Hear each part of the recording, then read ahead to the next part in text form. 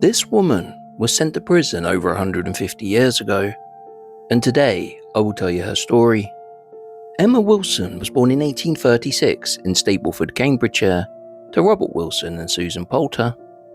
Her early world was shattered at just 5 years old, when her father passed away in 1841, leaving her mother to raise 6 children alone. For a working-class family in the mid-19th century, the death of the primary breadwinner spelled economic catastrophe. By just 12 years old, she was working as a domestic servant for the James family on Lime Street, London. Domestic service offered shelter, but it was grueling, isolated labour that left young women vulnerable in the sprawling and ominous capital.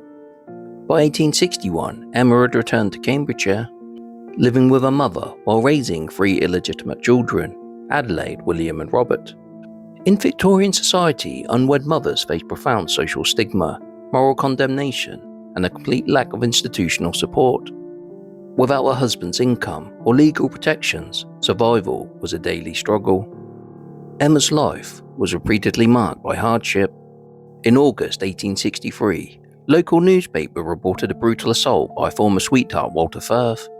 While Emma was at home washing in the evening, Firth broke into her house, knocked her down, and threatened to kill her, leaving her with severe rib injuries that required medical treatment and kept her from working. Walter was sent to prison for 2 months, a chilling reminder of how little protection the justice system offered working women. By 1867, the crushing weight of poverty brought Emma into direct conflict with the harsh poor law unions. She was summoned for allegedly running away and neglecting to maintain her children in the Chestian Union.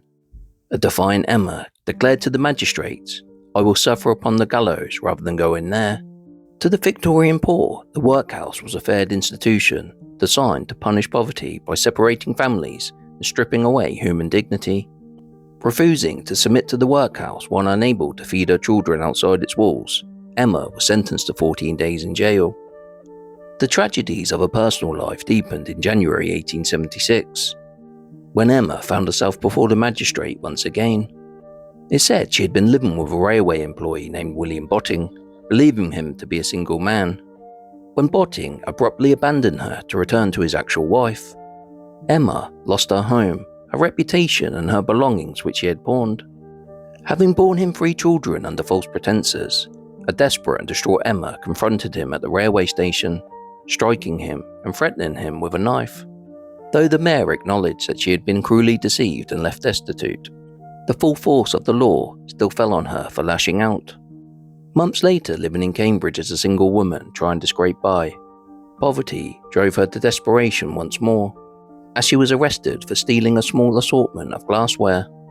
4 beer glasses, a spirit glass and a wine glass, worth just a few shillings from a public house.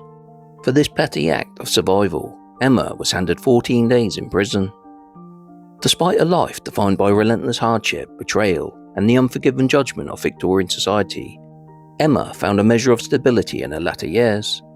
In 1878, she married James Bignell, a bricklayer's labourer. The couple settled together on Staffordshire Street in Cambridge, where Emma worked as a laundress, enduring 3 decades of physical labour and heartbreak.